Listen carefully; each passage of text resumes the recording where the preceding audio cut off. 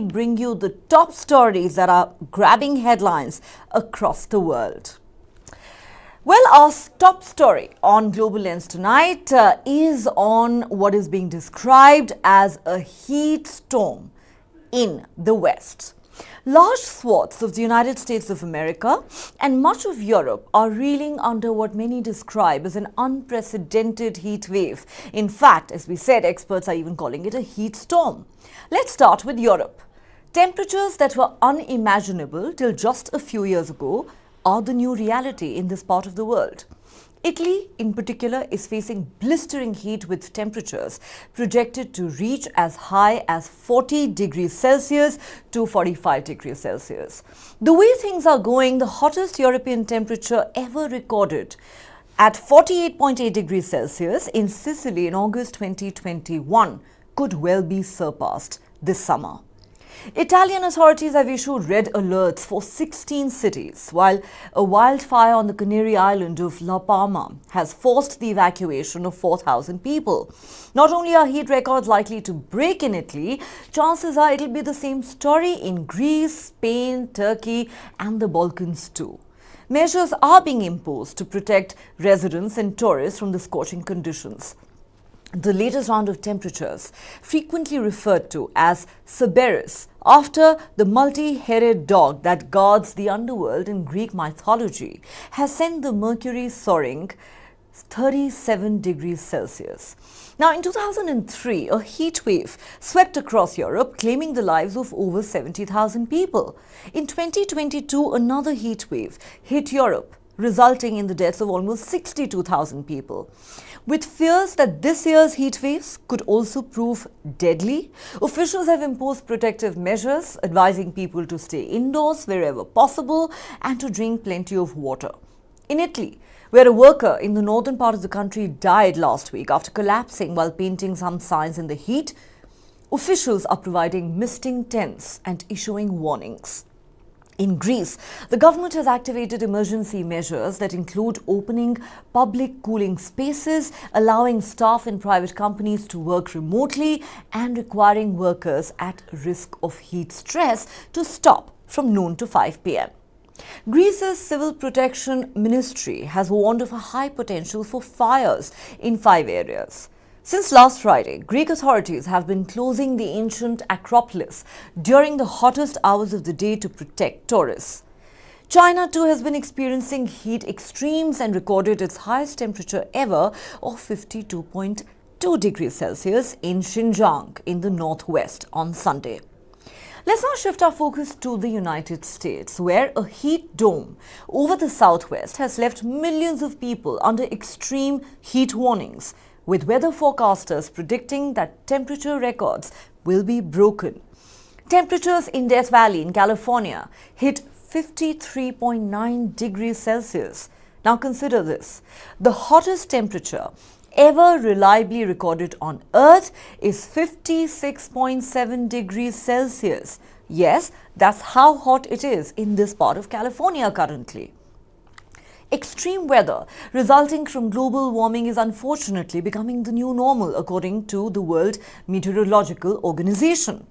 Close to 100 million people across the United States, that's almost 1/3 of Americans, are under excessive heat warnings, watches or advisories.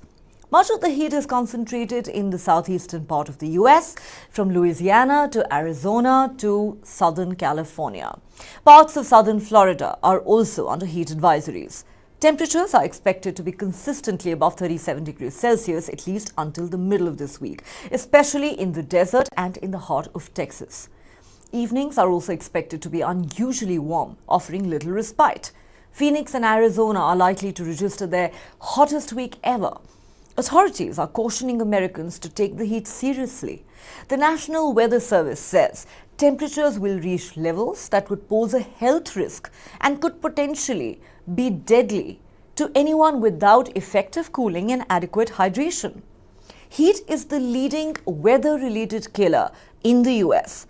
More than 700 people are estimated to die each year from heat-related factors. Local public health officials across the country are urging people to seek cool shelters and to check up on neighbors.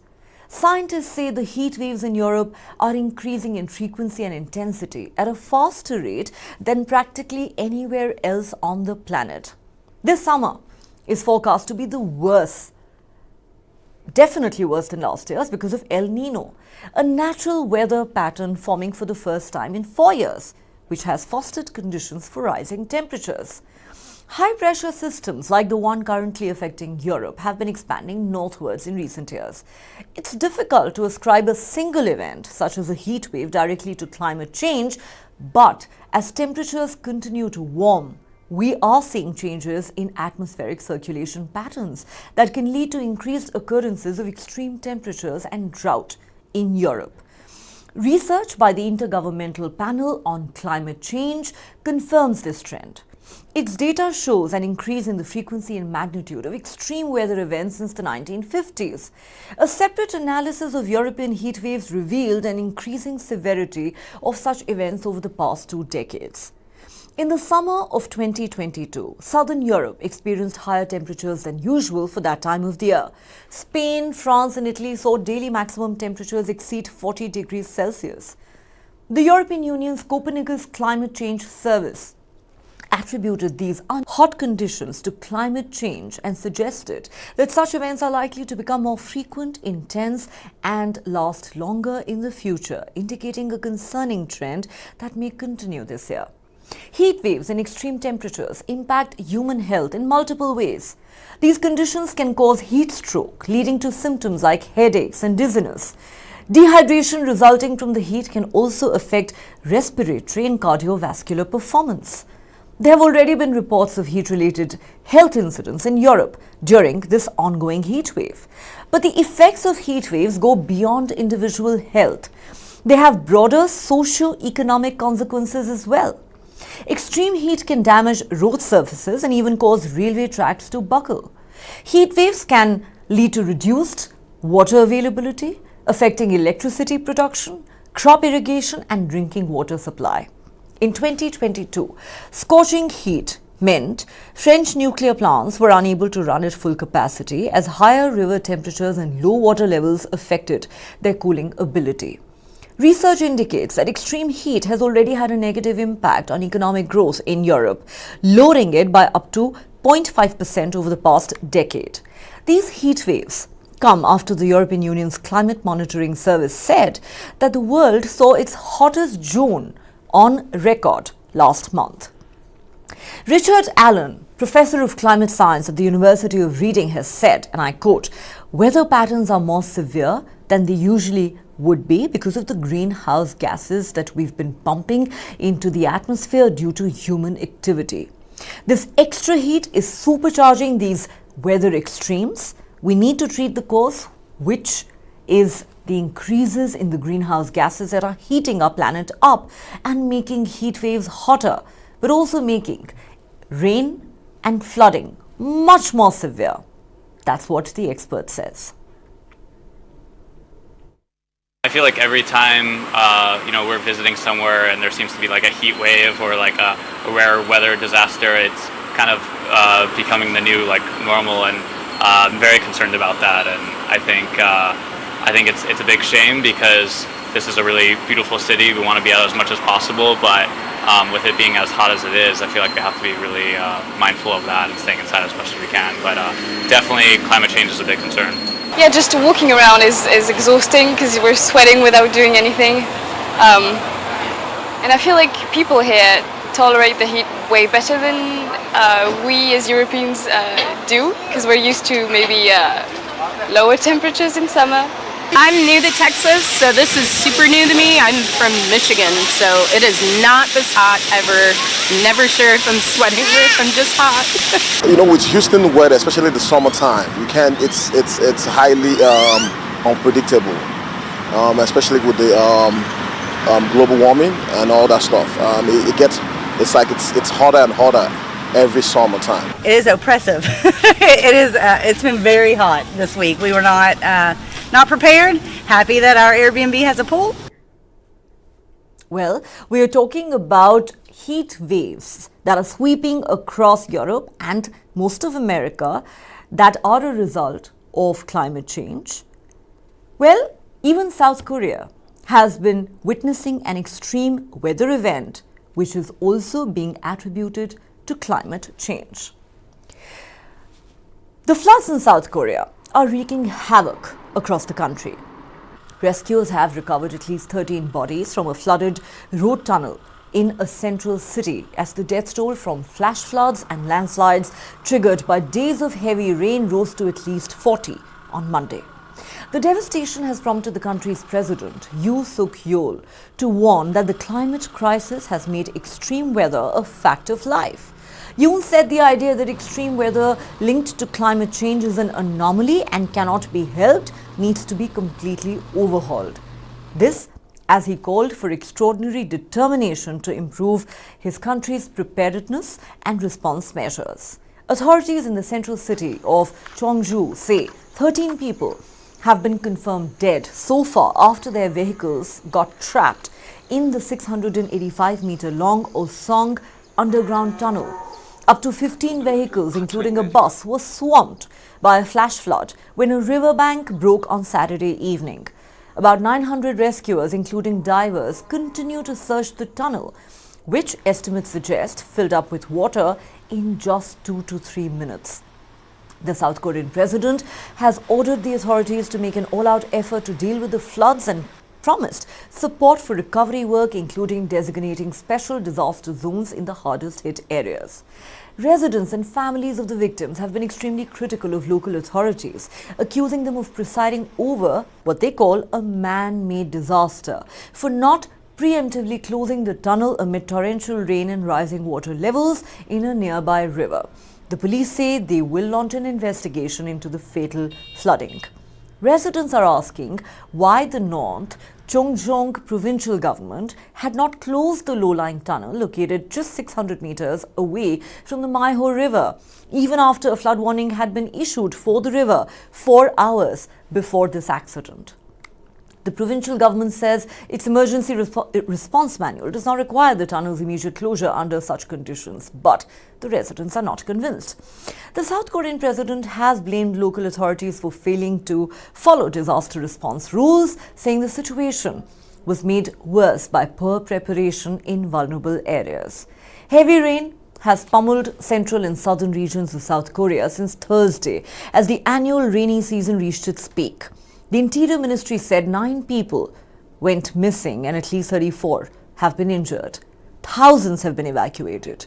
The rains have forced more than 10,000 people, in fact, to evacuate. Thousands are without electricity. Dozens of homes have been destroyed. The downpours have damaged more than 140 homes and swept away close to 150 roads. More than 60 centimeters or 24 inches of rain has been measured in the South Changcheong provincial towns of Gwangju and Sheongyang since the 9th of July. The Met Department says central and southern parts of the country could receive as much as 30 centimeters or 12 inches of further rainfall over the next couple of days. The latest disaster has taken place despite South Korea's vow to step up preparedness against torrential rains after Seoul was hit last year with floods caused by the heaviest downpour in 115 years that inundated basement flats in low-lying neighborhoods, including in the largely affluent Gangnam district. Last week, Japan too reported record-breaking floods on the island of Kaishu, in which at least 8 people, including a local politician, died. Others are still missing. It's raining like never before. That's what a spokesperson for Japan's Met Agency said, as cities around the country logged record amounts of rain. Japanese authorities had earlier in the week evacuated more than 420,000 residents from 2 prefectures in Kaishu Island. Now, China and India have already seen weeks of heavy rain causing severe damage across different areas. Cambodia's capital, Phnom Penh, was hit by flash floods last week following the heaviest rainfall in 3 years. Further south in the Philippines, heavy floods during the morning rush hour on Thursday caused a 17-kilometer-long traffic jam on a major highway leading to capital Manila. Some flights out of Manila were cancelled. Authorities expect the heavy rains to continue as a tropical cyclone lashes regions northeast of the capital. Scientists have warned that climate change has increased the risk of floods worldwide. Many countries are struggling to mitigate the dangers of the extreme weather. While many factors contribute to flooding, scientists say climate change due to global warming has increased the likelihood of heavy rain across the world because a warmer atmosphere holds more water. Last week, the World Meteorological Organization declared the onset of El Nino, a weather event where sea surface temperatures in the tropical eastern Pacific rise to at least 0.5 degrees Celsius above the long-term average for the first time in 7 years. This has set the stage for a surge in global temperatures as well as disruptive weather and climate patterns. This kind of extreme weather event will become commonplace. We must accept climate change is happening and deal with it. The idea that extreme weather linked to climate change is an anomaly and can't be helped needs to be completely overhauled. All right, let's now turn our attention to Russia and its ongoing war against Ukraine. In yet another flare-up between Russia and Ukraine amid the ongoing war, the key Crimean bridge linking the annexed peninsula to Russia was hit by 2 strikes today. Moscow has blamed Kiev for the attack, which left 2 people dead. Soon after the incident, Russia announced that it was pulling out of the Black Sea Grain Deal, a UN brokered deal to allow the export of Ukrainian grain. This is being seen as a major blow to the global food economy. The West has strongly criticized Moscow's decision. We'll discuss the significance of this grain deal in just a moment. But first, let's understand what exactly happened at the Crimea bridge today. Some reports suggest that the attack on the Kerch bridge, which killed a couple and injured their daughter, was a joint operation of the Security Service of Ukraine, or the SBU, and Ukraine's naval forces. The Kremlin claimed 2 Ukrainian seaborne drones struck the bridge, though it did not provide any evidence backing its allegation. Russia's foreign ministry said it had opened an official investigation into what it called a terrorist act. Why is the Crimea bridge so important? The $3.7 billion Kerch Bridge is strategically important because it links Russia's Krasnodar region with the Crimean Peninsula, which was illegally annexed by Russia from Ukraine in 2014. Now, it was a physical expression of Russian President Vladimir Putin's objective to take over Ukraine and bind it to Russia forever. The bridge was a flagship project for Putin, who opened it himself for road traffic with great fanfare by driving a truck across the bridge back in 2018. This bridge consists of a separate roadway and railway, both supported by concrete stilts, which give way to a wider span held by steel arches at the point where ships pass between the Black Sea and the smaller Azov Sea. The structure was built at a cost reportedly of $3.6 billion by a firm belonging to a close ally and former judo partner of Vladimir Putin. The bridge is crucial for the supply of fuel, food and other products to Crimea, where the port of Sevastopol is the historic home base of Russia's Black Sea Fleet. It also became a major supply route for Russian forces after Moscow invaded Ukraine on the 24th of February last year, sending forces from Crimea to seize most of southern Ukraine's Kherson region and some of the adjoining Zaporizhia province as well. As for the present situation, rail traffic continues to operate on this bridge. A widely circulating video, which appears to have been captured from a train passing on the parallel rail bridge, shows significant damage to one of the bridge's road spans. Prominent Russian military blogger Boris Rozhin says ferries will transport cars that are now unable to cross the bridge, adding that he expects repairs to take a considerable amount of time. This is the second attack on the Crimea bridge in less than a year. The same bridge was severely damaged on the 8th of October last year when a fuel tanker exploded and destroyed a large section of the road. Earlier this month, Ukraine's Deputy Defense Minister Hanna Maliar made what appeared to be the clearest admission yet that Ukrainian forces were in fact responsible for the October attack. Now, as a direct consequence of today's attack, the Black Sea Grain Deal has been suspended. The Russian government said the agreement has been terminated.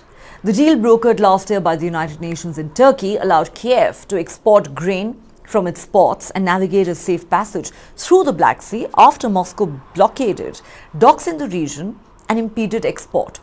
exacerbating a global food crisis. The West has blasted Moscow over this decision. European Commission President Ursula von der Leyen tweeted that the bloc is working to ensure food security for the world's vulnerable. The Dutch Foreign Minister called the decision utterly immoral. The Kremlin has denied that the termination of the deal is linked to Ukraine's claimed strike on the Crimean bridge. In withdrawing from the Black Sea Grain Initiative, the Russian Foreign Ministry said its government was removing guarantees for safe navigation in the Black Sea. This means the withdrawal of guarantees for the safety of navigation, the curtailment of the maritime humanitarian corridor, the restoration of the regime of a temporarily dangerous area in the northwestern Black Sea, and the disbandment of the Joint Coordination Center in Istanbul. Without Russia's participation, the Black Sea Initiative ceases to function from the 18th of July. That is what a Russian Foreign Ministry statement said earlier today. The Foreign Ministry also said the Russian government objects to the further extension of the deal and officially informed the Turkish and Ukrainian sides. Also, the UN Secretariat has been notified. Russia has also alleged that contrary to the declared humanitarian goals, the export of Ukrainian food was almost immediately transferred to a purely commercial basis and until the last moment was aimed at serving the narrowly selfish interests of Kiev and the West. They claim, and I quote, "We are forced to state that none of the 5 systemic tasks envisaged by the Russia-backed, the Russia-UN memorandum have been fulfilled." According to the Russian Foreign Ministry, Russia would be ready to consider restoring the deal only if the West fulfills its obligations and actually withdraws Russian fertilizers and food from the sanctions. The UN has confirmed that it has received a written notice from Russia stating they're ending participation in the Ukraine grain deal. The United Nations says the Secretary General will not stop his efforts to facilitate the unimpeded access to global markets for food products and fertilizers from both Ukraine and the Russian Federation to preserve global food security. Meanwhile, Turkish President Recep Tayyip Erdogan says his friend, Russian President Vladimir Putin, wants to continue this humanitarian corridor despite the statement from Moscow this morning. Now, just what is the Black Sea Grain Deal? Ukraine is among the world's biggest exporters of food grains, such as wheat and corn, and a major contributor to the United Nations food aid programs. When Russia invaded the country and blockaded its ports, it sent food prices soaring and raised fears of food security in the poorer nations of the world. Pakistan, for instance, saw wheat prices skyrocket to crisis levels. Now, on the 22nd of July last year, the United Nations and Turkey got Russia to agree to the Black Sea Grain Initiative, under which cargo ships would be allowed to travel from and to 3 Ukrainian ports after inspection that they were not carrying arms. The safe passage in the Black Sea was 310 nautical miles long and 3 nautical miles wide. Nearly 32 million tons of mostly corn and wheat have been exported by Ukraine under this deal. According to the European Commission, Ukraine accounts for 10% of the world wheat market, 15% of the corn market and 13% of the barley market. It's also a key global player in the market of sunflower oil. The Food and Agriculture Organization, a UN body, has warned that as many as 47 million people could be pushed into acute food insecurity because of this war. In 2022, more than half of the wheat grain bought by the United Nations World Food Programme came from Ukraine. The UN says of all the food products Ukraine has exported under the grain deal, 47% has gone to high-income countries, including Spain, Italy and the Netherlands. 26% has gone to upper middle-income countries such as Turkey and China. 27% has gone to lower and lower middle-income countries such as Egypt, Kenya and Sudan. On the President Putin's instruction, the Emergency Commission dedicated to bridge blast is flying to the scene to make all the necessary management decisions directly on its assessment of the inspection of the scene. A number of decisions have been made on the organization of travel through new territories, expedited passage through the border without checks, accelerated verification of documents at the entrance of the region, the possibility of movement around the clock for which additional security measures will be taken.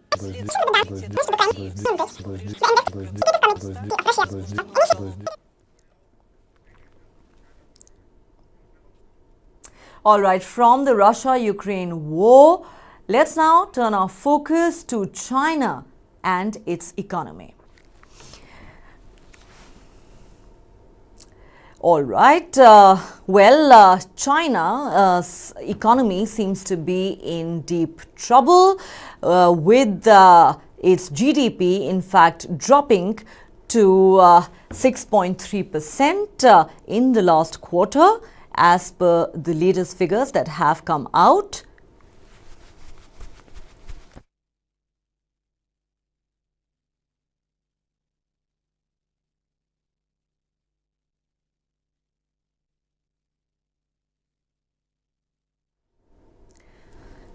Well, so it is not just a slowing GDP and slowing productivity, even growing unemployment seems to be a huge crisis that is now gripping China. Let's take a look at the youth unemployment rates in that country, especially in urban areas. Unemployment amongst those between the ages of 16 and 24 has not only been 3 to 4 times the overall unemployment level, it's also rising alarmingly. In May, it clocked almost 21%. That means 1 in 5 Chinese youth is seeking work and failing to get it.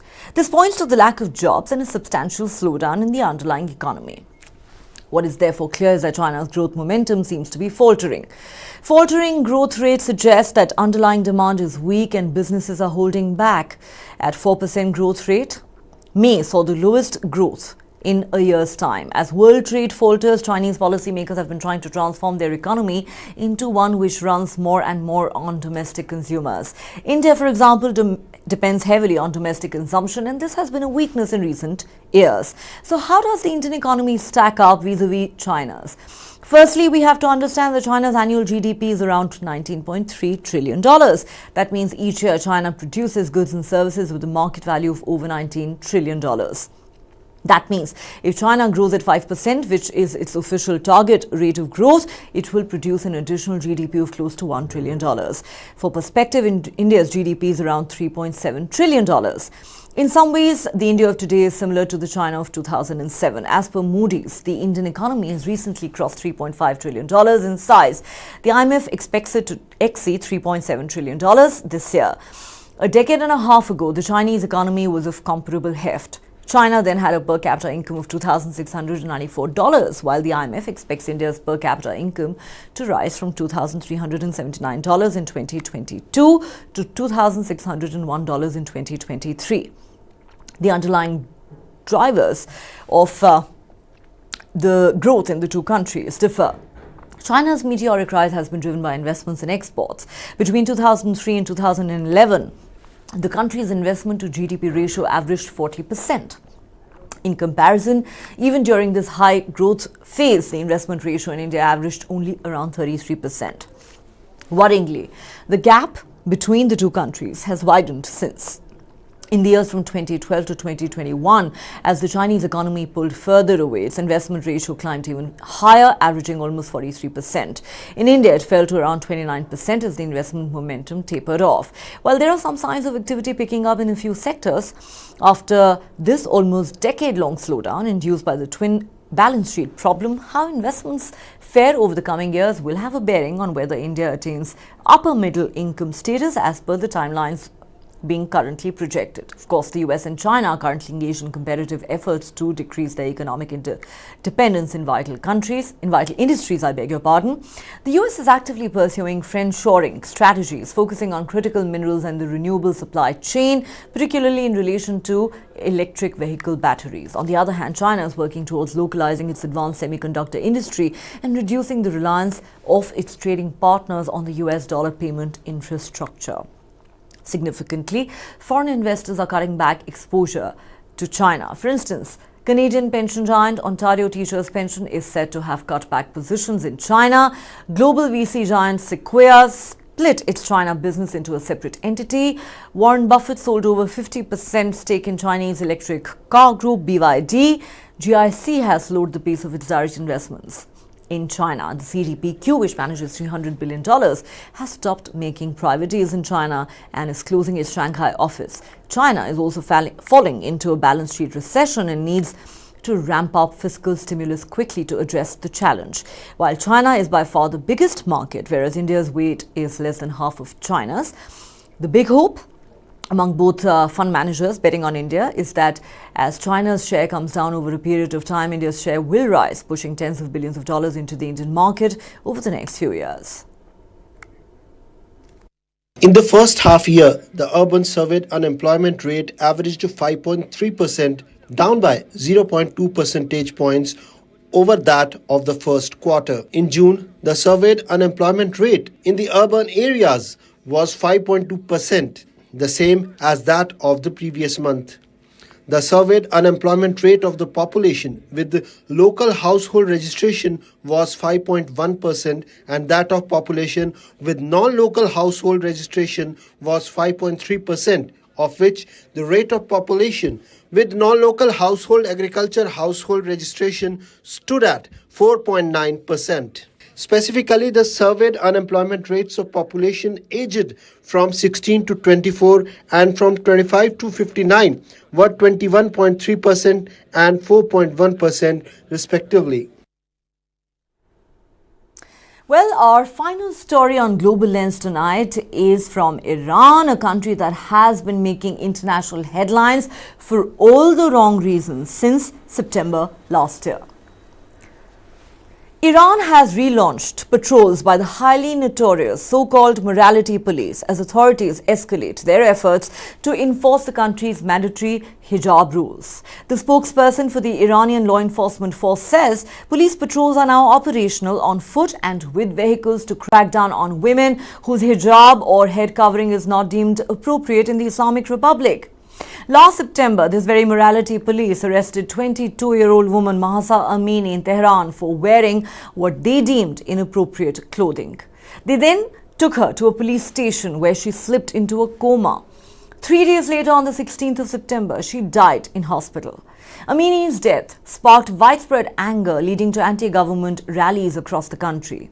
These were unprecedented protests that presented the biggest challenge to the Iranian regime since the fall of the Shah that resulted from the Iranian Revolution. The protests paralyzed the country for months, often turning violent thanks to a brutal crackdown by the government, resulting in the loss of many lives. Last week, there were several high-profile hijab-related incidents.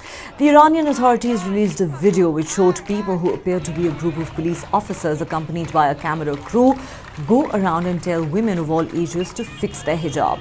The camera zooms in on the women's unblurred faces and shows an animation indicating that they've been identified and referred to the judiciary.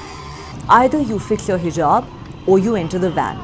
A man whose voice has been digitally distorted tells a young woman in this video, "If you believe in freedom, I will leave all the thieves and rapists free to let you know how things work," he says.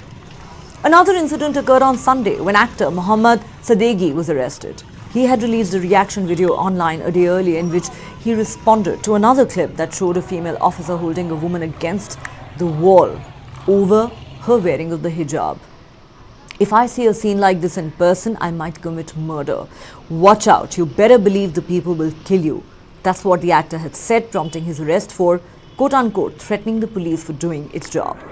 Earlier, actress Azadeh Samadhi was sentenced by a court to a 6-month ban on using social media and her mobile phone in addition to mandated therapy to cure her of an antisocial personality sickness. Why? Because she'd participated in the funeral of a theatre director without a headscarf in May this year. Samadhi joined a group of actresses who've been summoned or have received sentences in recent months for ditching their headscarves publicly or online. This so-called morality police, officially known as Gasht-e-Arshad, which translates as guidance patrols, is a unit of Iran's police force, established under former hardline President Mahmoud Ahmadinejad. Wearing the hijab became mandatory in Iran in 1983. It was not until 2006 that the unit began patrolling the streets, tasked with enforcing the laws on Islamic dress code in public. According to Iranian law, all women above the age of puberty must wear a head covering and loose clothing in public. although the exact age is not clearly defined. In school, girls typically have to wear the hijab from the age of 7 onwards. But that does not mean that they necessarily have to wear it in other public places. A major part of Iran's social regulations are based on the state's interpretation of the strict Islamic Sharia law, which requires both men and women to dress modestly. However, in practice, the morality police have primarily targeted women. There are no clear guidelines or details on what type of clothing qualifies as inappropriate, leaving a lot of room for interpretation and sparking accusations that the morality enforcers arbitrarily detain women.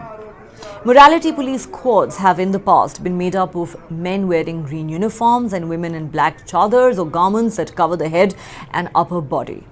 Those detained by the morality police are given a notice, or in some cases taken to a so-called education and advice center or a police station where they're required to attend a mandatory lecture on the hijab and Islamic values.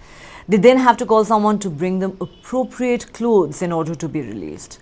The government and the Iranian parliament have been working on a legislation aimed at bolstering hijab controls, but the bill has come under fire from conservative opponents who argue it is too lenient. Under Iranian President Ibrahim Raisi's ultra-conservative administration, the morality police increased its presence in major cities. In response, thousands of women went out in the streets without a headscarf, with some sharing videos of themselves online to encourage other women. With the return of the morality police on the streets of Iran, the question is, will the bloody protests resume? Too many lives have already been lost. We have also identified major risks of further erosion of women's and girls' rights in Iran. We have expressed concern about the continuous repression of women and girls, opposing forced veiling, and the reported use of facial recognition technologies to identify and arrest them. Alarming information according to which students are being suspended from their studies or banned from dormitories for their defiance of the compulsory veiling law continue to emerge. Well, certainly a story that makes you anger, that makes you ask so many questions about how women continue to be treated in so many different parts of the world. What will the morality police do this time around? What will the Iranian regime do this time around? And what kind of a response are they likely to get? This suppression has gone on for far too long. This is a story we'll track closely here on Global Lens. But for now, it's a wrap on the show. Thanks so much for watching.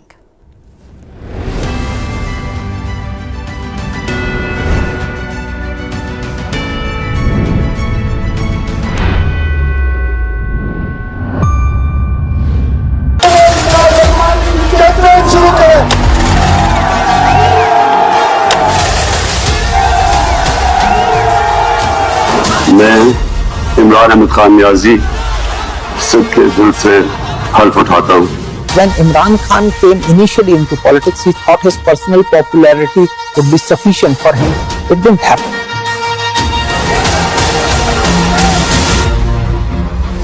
The retired military generals are openly saying that Imran